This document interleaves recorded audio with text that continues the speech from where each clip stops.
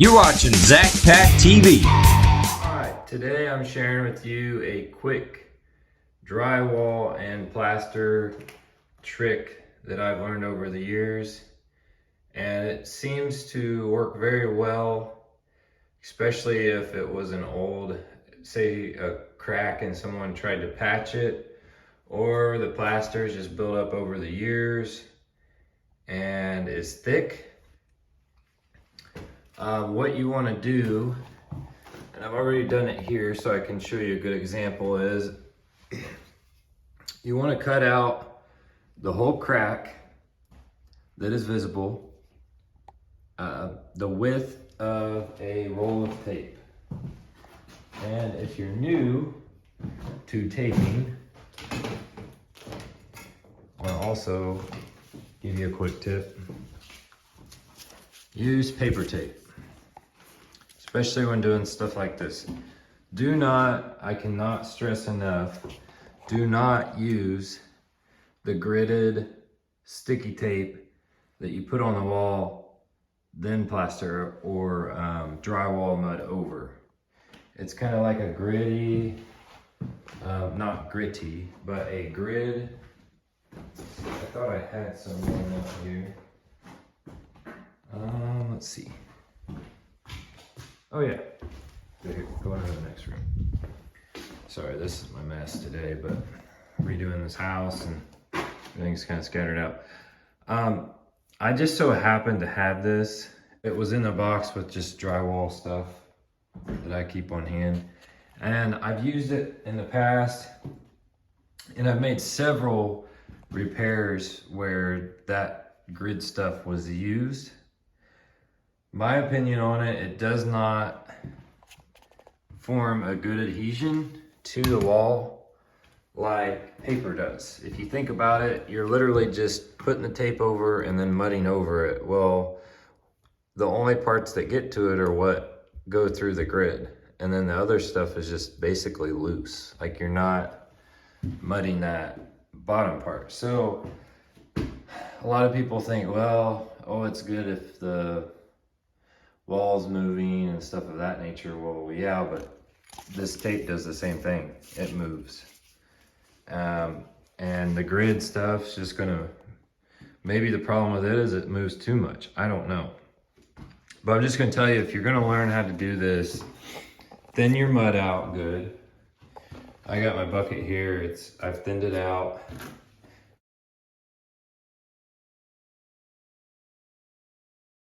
You don't want it too thin, but you can research videos on how to do that. This is just gonna be a pretty straightforward clip of how to do this. But like I said, follow the crack, cut out. You don't have to measure or anything, just eyeball it. If you go a little more, that's not gonna hurt. Now, if you go too less, then yeah, that probably isn't gonna help you out. Like here, I went way wider than the tape. And you can see up close the crack that I'm gonna be covering. And here's a new one. So what you do is you take your razor blade. There's no science to this. Just make sure you have a good sharp blade. And I've already cut lengthwise, you can see here, but I'll go back over it just so you guys can see the process. As long as the tape covers, you are good.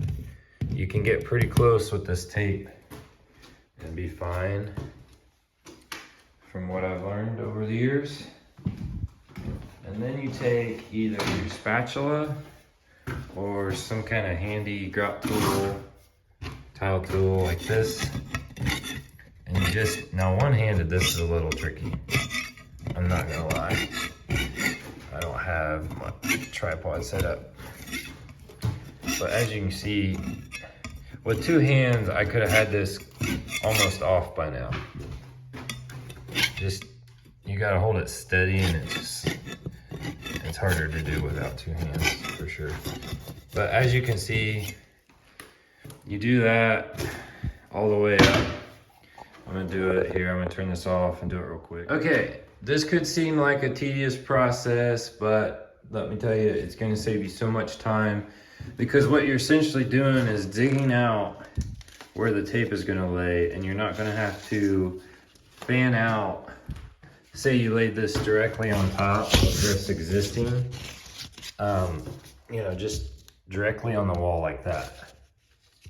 If you did that, instead of going into this groove you've cut now you have to fan all that out. And it's just more, in my opinion, it's more sanding. It's more work that you don't need to do. And you're also building your wall out. If you just keep building it out, well, eventually it's gonna look like crap. Like, kind of like this house. You can see all the imperfections and stuff in it. So, what I like to do is take your tape, and I can't do this one-handed, but mark it till about right here, and just straight cut it across. I'm gonna show you what to do up here. And then take your knife, and when you get down here, just cut right above that line, and you should be good.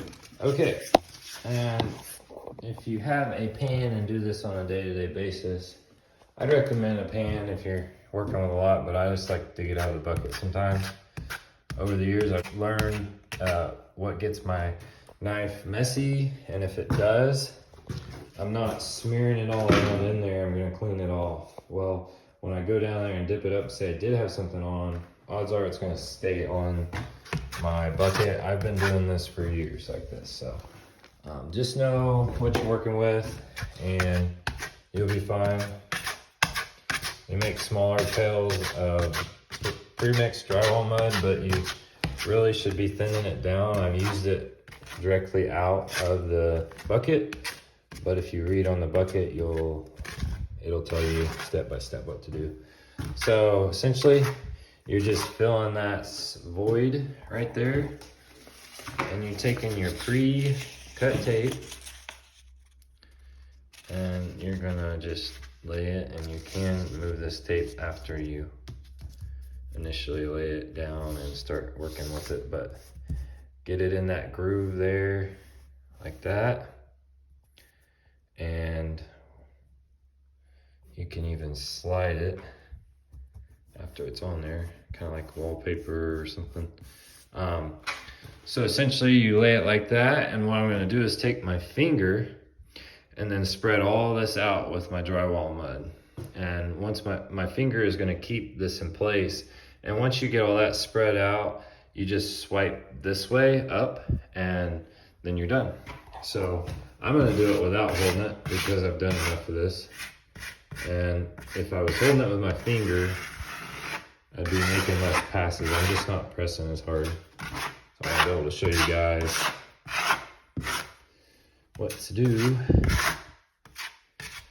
And then I'm gonna go ahead and fill that little area, like so. And that's what you want, just as smooth as you can get it. And you're gonna come back and apply, once this dries, just apply some more. You might not even have to sand it, because if you sand it, all you're gonna be doing is really just sanding your tape. So come back and lay a thicker amount over, let it dry and sand it, and then just keep repeating that until you're happy and the wall feels smooth. And then you're obviously gonna wanna prime any new drywall, or if you have like a paint in one primer, you can use that. But what I've found is if you use it with darker colors, what it does is it pulls the drywall mud off, because the drywall mud is always washable.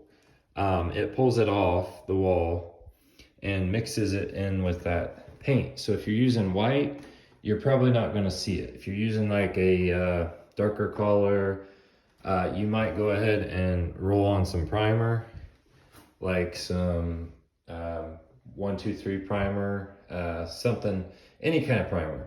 Roll it on with a little roller and let all your patchwork areas dry that you do.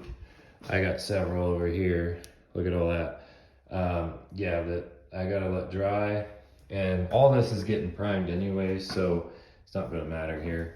But if you're just trying to do a spot and not paint the whole wall, definitely try to prime it, unless you, like I said, you're using white, because you're probably not gonna see it.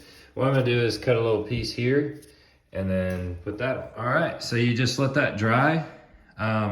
Depending if you got it smooth enough, you might not have to do any sanding. Just come back with even maybe a thicker blade if you got one. If not, this will work. Just keep doing it. And sand with some, you can get some lighter stuff than this. This is some pretty heavy duty stuff, but you can also get like a head for it that takes that. Or you can use any kind of sandpaper and make sure you're going in a circular motion. That way you're not getting lines. Yeah, just keep doing that, repeating the process until you're happy with the results. And I hope this helped. This helps a lot, especially if your house is settled, say from new construction or just over the years. Yeah, hope this helps, and thanks for watching. Please subscribe.